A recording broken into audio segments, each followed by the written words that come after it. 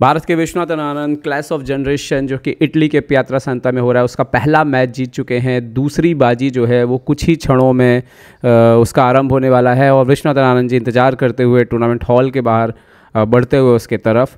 और ये खास समय होता है जब आपको जल्द ही एक अगला मुकाबला खेलना हो और सामने कोई भी हो, देखिए कोई फ़र्क नहीं पड़ता, चाहे एक छोटा सा बच्चा हो, चाहे अंतर बहुत ज़्यादा आपको लग रहा हो रेटिंग में, लेकिन एक खिलाड़ी के तौर पर आप सजग होते हैं, आप तैयार होते हैं और आप इस तरीके से यहाँ पर उनके प्रशंसक भी उनके आसपास आते हैं कई बार, लेकिन खिलाड़ियों को डिस्टर्ब करना उचित नहीं होता है मैच के ठीक पहले, तो शायद यही समझते हुए वापस लौट गए वो। और यहाँ पर आनंद जी आगे बढ़ते हुए इटली चेस के प्रेसिडेंट यहाँ पर दिख रहे हैं हमें, और फॉस्टिनो एरो भी यहाँ पर आ चुके हैं। तो दूसरा मैच होने वाला है। अगर विश्वनाथन आनंद ये दूसरा मैच भी जीत लेते हैं या ड्रॉ कर लेते हैं तो वो इस मिनी मैच को जीत जाएंगे, और अगर फॉस्टिनो ओरो किसी तरह से ऐतिहासिक तौर पे वापसी करते हैं तो अलग बात है। यहाँ पर देख सकते हैं कांच की टेबल जो है, ये ग्लास की टेबल है पूरी की पूरी, आर पार दिख रहा है। और यहाँ पर फीडे के प्रेसिडेंट अर्कादी दौरकोविच जो है ऑर्गेनाइज़र ग्रैंड मास्टर रॉबर्टो के साथ यहाँ पर आते हुए शायद पहली चाल जो है वही चलने वाले हैं अर्कादी यहाँ पर,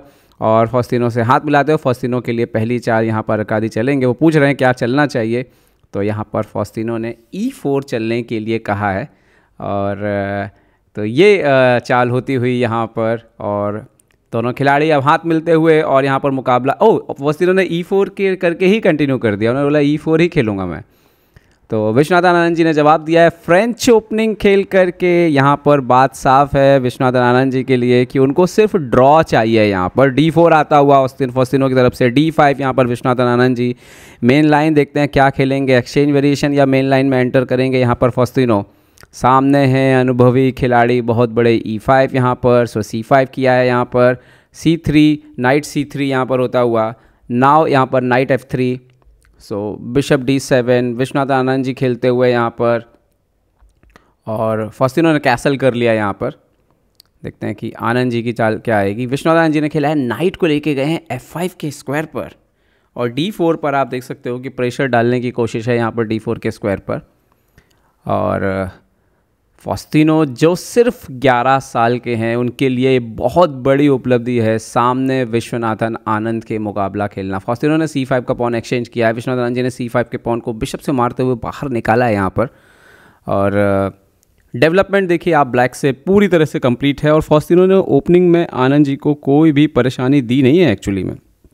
बिशप D3, और ये बहुत सही स्ट्रेटजी नहीं कही जा सकती, क्योंकि अगर आप बहुत सॉलिड खेलेंगे उनके सामने तब तो वो धीरे धीरे जो है आसानी से पोजीशन को इम्प्रूव कर लेंगे। विश्वनाथन जी ने घोड़े को अंदर लिया है क्योंकि वो नहीं चाहते थे कि यहाँ पर एक्सचेंज हो किसी तरीके का, और F5 पर, और यहाँ पर नाइट आता हुआ D2 पर। विश्वनाथन जी ने नाइट G6 उसको सही जगह पहुँचा दिया है, नाइट C3, सो बिशप B6, जो फिलहाल अभी तक की स्ट्रेटजी है ओरो की, क्योंकि इस मैच में उनको जीत या हार इसके अलावा और कुछ है नहीं। तो रुक यहाँ पर आता हुआ E1 पर, और कई बार ऐसा ये होता है कि सामने आपके पास इतना बड़ा खिलाड़ी होता है तो आप सोचते हो कि मैं संभल के खेलता हूँ कैसल करते हुए यहाँ पर विश्वनाथन आनंद जी, लेकिन ये जो रणनीति है ये मोस्ट ऑफ द टाइम जो फेल होती है, क्योंकि उनको अगर आप परेशानी नहीं देंगे, उनसे सवाल नहीं पूछेंगे, तो फिर तो वो धीरे धीरे पोजिशनली उनकी जो इतनी समझ है, नाइट को घोड़े को सेंटर पर लेके आए हैं ओरो।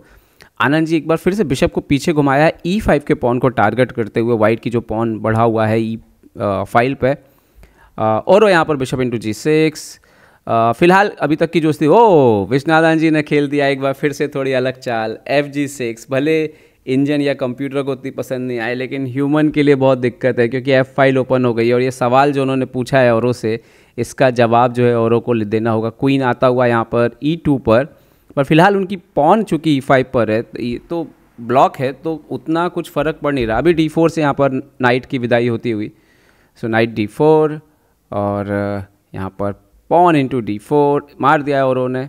अब विश्वनाथन जी के पास 2 बिशप हैं, यहाँ पर H6 किया है G5 के स्क्वायर को नियंत्रण में लेते हुए, ताकि किसी भी तरह का काउंटर प्ले जो है वो ना आने पाए। और अब किया है यहाँ पर H4 और उन्होंने, लेकिन अब यहाँ की अगर हम जो बात करें, बिशप आता हुआ B6 पे, D4 पे पॉन पे टारगेट करते हुए, तो मल्टीपल वीकनेस हैं यहाँ पर। जैसे D4 एक वीकनेस है, अभी H4 भी समहाउ एक वीकनेस है, इसको संभालना आसान नहीं होगा। बिशप D2 जरूर ये बिशप उतना अच्छा काम नहीं कर रहा है, बट कभी ना कभी ये खेल में आएगा। विश्वनाथन जी रुक C8 खेलते हुए, और जो पिछले मैच में भी उन्होंने रणनीति बनाई थी कि वो बोर्ड के ना दोनों हिस्सों में खेल रहे थे, तो औरों के लिए ये मैनेज करना आसान नहीं हो रहा था। रुक आते हुए यहाँ पर C1 पर, ओके, बढ़िया चाल, और मोहरों को कम से कम उन्होंने एक्टिवेट रखा है, क्वीन E7। लेकिन जो मैं बार बार बोल रहा हूँ कि विश्वनाथ आनंद जी जैसे खिलाड़ी के साथ अगर आप सिर्फ सिंपल चेस खेलेंगे तो बहुत मुश्किल आपको होने वाली है। क्वीन D3 यहाँ पर आते हुए, और अभी की अगर हम देखें तो आनंद जी टाइम में भी आगे हैं। क्वीन F7 यहाँ पर, क्वीन को F5 पर स्विच कर दिया है। यहाँ पर टाइम में भी विश्वनाथ आनंद जी आगे हैं और पोजीशन सॉलिड है, तो उनको तो वैसे भी सिर्फ ड्रॉ ही चाहिए। बिशप B4, ये शायद मैच का पहला सवाल है जो औरों ने विश्वनाथ आनंद जी से पूछा है। और रुक E8 यहाँ पर आते हुए अपने आनंद जी ने यहाँ पर F फाइल को खाली किया है, और बिशप C5। ओ, ये तो एक अच्छी बात होगी कि अगर ये बिशप एक्सचेंज हो जाता है, क्योंकि ऐसे में तो फिर डार्क स्क्वायर पे जो थोड़ा सा प्रॉब्लम जा रहा है वो ख़त्म हो जाएगा। खैर आनंद जी ने बोला नहीं, अभी नहीं करूँगा। बिशप A5 करके पहले उन्होंने जो हाथी रखा हुआ है उस पर हमला किया है। हाथी आता हुआ D1 के स्क्वायर पर, और समय की बात करें विश्वनाथ 7.5 मिनट और 2.5 मिनट आगे चल रहे हैं, क्या बात है। A6 करते हुए यहाँ पर विश्वनाथ आनंद जी, और शायद बिशप B5 की तैयारी है यहाँ पर। क्वीन को A3 पे लेके चले गए हैं आनंद जी, बिशप को पीछे आते हुए यहाँ पर, और H वाले पॉन पर नज़र रखते हुए। क्वीन आता हुआ यहाँ पर B4 के स्क्वायर पर, और थोड़ा एक्टिविटी ज़रूर दिखाई है और उन्होंने पिछली कुछ चालों से। लेकिन विश्वनाथ जी बिशप B5 आते हुए फाइनली अपने बिशप को जो है उन्होंने निकाल लिया, और यहाँ पर थ्रेट है बिशप E2 जा कर के यहाँ पर डिस्ट्रॉय कर देना इस पूरे स्ट्रक्चर को। तो शायद हाथी हटना पड़ेगा यहाँ पर औरों को एक बार फिर से। यस, रुक E1 जाते हुए। लेकिन अगर आप देखें तो थोड़ी देर पहले जो डार्क स्क्वायर्स थे यहाँ पर, जो प्रेजेंस थी उसी का फ़ायदा उठाया है। जो प्रेजेंस थी वो नहीं है, अब उसका फ़ायदा उठाते हुए क्वीन अंदर आते हुए यहाँ पर विश्वनाथ आनंद जी। अभी H4 का पॉन भी फॉल हो रहा है यहाँ पर। रुक C3 आए हैं, बट शायद थोड़ा रुक भी सकते हैं विश्वनाथ आनंद जी। देखते हैं क्या करेंगे। रुक C7, वो बोल रहे हैं कि ठीक है कोई बात नहीं, ये स्क्वायर आपके कंट्रोल में है, ये हाथी को मैं इधर से लेके जाता हूँ। और अब मेरे ख्याल से ये जो मोहरे आप देखिए सेंटर ब्लॉक है, यहाँ पर मोहरे फंसे हुए हैं, तो राजा की मदद के लिए मोहरे आना बहुत मुश्किल होगा। A4 किया है, क्वीन साइड से हमला करने की यहाँ पर कोशिश है, और आनंद जी ने खेल दिया बिशप C6 और अपने बिशप को हटा लिया है, क्योंकि वैसे भी वो नहीं चाहते कि क्वीन साइड से कुछ हो, और ये रुक जो है वो यहाँ स्विच हो जाएगा अभी। सो बिशप आता हुआ यहाँ पर A6, रुक F7, बिशप D8, रुक D8। बट ओवरऑल जो सिचुएशन है, ब्लैक विश्वनाथ आनंद जी ऑलरेडी इसमें बेटर हो चुके हैं। रुक आता हुआ E3 पर डिफेंड करना चाहते हैं, और लेकिन सवाल ये है कि क्या ये डिफेंस हो पाएगा। रुक DF8, तीसरा मेजर पीस, सारे के सारे मेजर पीस एक ही लाइन में, और बहुत संभव है कि H5 ये सब थोड़ा जो है यहाँ से थोड़ी देर से जो है वो हमला होना जो है वो शुरू हो जाए। और औरों ने रुक C2 खेला है, और शायद उनको चिंता होने लगी है F2 वाले पॉन की। अब आनंद जी ने खेल दिया क्वीन G4। अगला थ्रेट है रुक इंटू F3 का, क्योंकि G2 वाला पॉन यहाँ पर पिन है, और औरों को देखना होगा कि वो क्या यहाँ पर जवाब दे पाएंगे। किंग को आगे ऊपर आते हुए H2 के स्क्वायर पर, और पिन को हटाया है, लेकिन जो स्थिति दिख रही है यहाँ पर कभी भी G5 जरूर आएगा। पहले आनंद जी ने खेल दिया है रुक F4, और सवाल तरह तरह के सवाल हैं, इधर भी सवाल है, इधर भी सवाल है, इधर भी सवाल है, और B3 किया है औरों ने। और लेकिन अब मेरे ख्याल से समय आ गया है कि इस स्ट्रक्चर को आनंद जी शायद तोड़ेंगे। यस, G5 करते हुए, और ये फाइनल ब्लो है, क्योंकि भले ही इंजन बोल रहा हो कि ये पोजीशन अभी भी डिफेंस हो सकती है, डिफेंड हो सकती है, लेकिन प्रैक्टिकली मैं बता रहा हूँ ये बहुत ही मुश्किल है। समय भी बहुत कम है औरों के पास, और यहाँ पर पॉन एक्सचेंज होते हुए H फाइल ओपन हो गई है। इसका मतलब है कि ज़रूरत पड़ने पर H फाइल से भी हमला होगा। क्वीन अंदर आते हुए यहाँ पर औरों, और यहाँ पर विश्वनाथ आनंद जी की जो है वो अगली चाल है, देखते हैं कि वो क्या खेलेंगे। क्वीन H5 चेक भी जो है वो दे सकते हैं यहाँ पर। क्वीन F5 खेला है उन्होंने, और क्या रुक इंटू C6 का जो थ्रेट है वो बोर्ड पर जो है वो आने वाला है। यहाँ पर नाइट इंटू G5 मार दिया है, और रुक आता हुआ E8 पर क्वीन को हटना होगा। और क्या ये ऑलरेडी पीस दे चुके हैं यहाँ पर औरों? उन्होंने रुक इंटू C6 मारा है यहाँ पर, तो यहाँ पर अगर उन्होंने रुक इंटू C6 मारा, अभी आप देखेंगे इस पोजीशन पे तो रुक H4 भी आ सकता है। यहाँ पर चाहे तो क्वीन को भी मार सकते हैं। रुक H4 पहले आ गया है विश्वनाथ आनंद जी की तरफ से, और ये खेल अब पूरी तरह से खेल यहाँ पर नियंत्रण से बाहर जा चुका है। आप देख सकते हो पीछे आप जाओगे तो चेकमेट लगा हुआ है, बैक रैंक मेट लगा हुआ है एक्चुअली में क्वीन B1 से, तो रुक H3 खेलना पड़ा उनको। रुक H3 मार दिया यहाँ पर विश्वनाथ आनंद जी ने, और पॉन इंटू H3, और यहाँ पर क्वीन इन F2 चेक, किंग H1 जाते हुए, और अभी यहाँ आसानी से यहाँ पर जो है उन्होंने यहाँ पर वजीर मार लिया है, और ये खेल पूरी तरह से नियंत्रण से बाहर है। अब क्वीन देना पड़ेगा, लेकिन एक्सचेंज आप हैं विश्वनाथन आनंद जी इस पोजीशन में।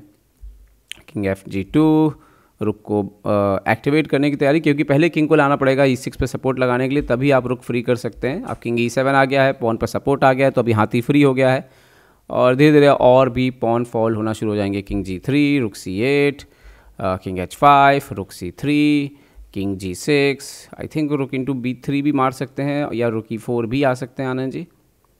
देखते हैं क्या खेलते हैं यहाँ पर। रुक D3 भी खेल सकते हैं, ख़त्म ही है गेम। रुक D3 यहाँ पर, और उस क्योंकि ये वाला पॉन ज़्यादा तेज़ी से आपका क्वीन निकलेगा, तो ये इंपॉर्टेंट है। B3 नहीं मारना, D4 मारना है, ताकि ये वाला पॉन जो है वो आगे निकल जाए। तो एक बढ़िया जीत विश्वनाथन आनंद जी की, और यहाँ पर औरों ने हार स्वीकार कर ली है, और इसके साथ ही 2-0 से विश्वनाथन आनंद जी ने ये मुकाबला जो है वो अपने नाम कर लिया है। और औरों शायद कुछ पूछना चाह रहे हैं अब, और विश्वनाथ आनंद जी ये यहाँ पर आप देखिए शालीनता दिखाते हुए, और पहले से, क्योंकि देखिए जब तक मैच चल रहा हो आप एक खिलाड़ी के जोन पे होते हैं, तो आप वो दीवार नहीं तोड़ते हैं, या आप सीख सकते हैं। और मैच एक बार जब हो जाता है तो आप देखिए फिर विश्वनाथ आनंद जी कितना ज्ञान आपके सामने है औरों, और ये आपको ले लेना चाहिए जितना भी आप ले सकते हो। और थोड़ा डिस्कशन जो है यहाँ पर शुरू हो गया है। यहाँ पर देखिए विश्वनाथ आनंद जी के साथ बराबरी से बैठना ये भी एक बहुत बड़ी उपलब्धि है मेरे हिसाब से। उनके बराबरी पे बैठ भी जाना, आपको देखिए ये उपलब्धि जो मिली है, इसके लिए यूनिचेस, ला वर्सलियाना और इस पूरे आंद्रिया बोचेली, हर किसी का यहाँ पर धन्यवाद करना चाहिए, क्योंकि इतनी कम उम्र में आपको 5 बार के विश्व चैंपियन के साथ एक बराबरी के साथ एक मैच खेलने मिल जाए, और पूरी दुनिया उसको कवर कर रही हो, तो ये हाईलाइट मिलना भी हर किसी के कैरियर में संभव नहीं है। अगर आप पीछे मुड़ के देखें तो ये हाईलाइट तो गुकेश, अर्जुन, प्रज्ञानंदा को भी नहीं मिली, जो कि औरों को मिली है। तो बधाई औरों को, और मुझे लगता है ये शतरंज आने वाले दिनों में और बेहतर बढ़ेगा, यूं ही और आगे बढ़ता जाएगा, और खिलाड़ियों के लिए जो है वो और मौके बनेंगे, नवोदित खिलाड़ियों के लिए। तो जो औरों का ये मैच है, ये एक तरह से प्रेरणा है बाकी के युवा खिलाड़ियों के लिए, कि अगर आप कुछ ऐसा करते हैं जो आपको स्थापित करना चाहते हैं अपने आप खुद को अंतर्राष्ट्रीय स्तर पर, और आप कुछ कमाल का प्रदर्शन करते हैं, कमाल की उपलब्धि हासिल करते हैं, तो इस तरह के आयोजन भी जो है भविष्य में आपका इंतज़ार जो है वो कर रहे हैं। तो बहुत बहुत बधाई विश्वनाथन आनंद जी को। कमाल का खेले, पूरा नियंत्रण से खेले, और वो शायद अगर थोड़ा अग्रेसिव खेलते, कुछ आक्रामक खेलते तो कुछ परेशान करते हैं, लेकिन जिस तरह से औरों ने रणनीति अपनाई जो सामान्य है, आप सोचोगे वैसा ही करने की, विश्वनाथन आनंद जी ने बड़े ही आसानी से जो है दोनों मुकाबले यहाँ पर जीत दर्ज कर ली है।